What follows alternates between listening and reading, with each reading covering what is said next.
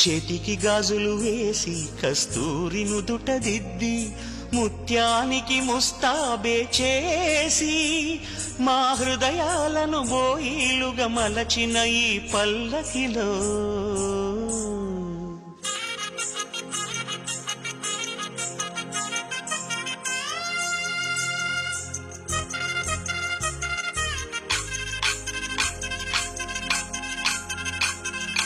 పల్లకిలో పల్లకిలో పెళ్లి కూతురు రాణిలా ఉంది, మహారాణిలా ఉంది.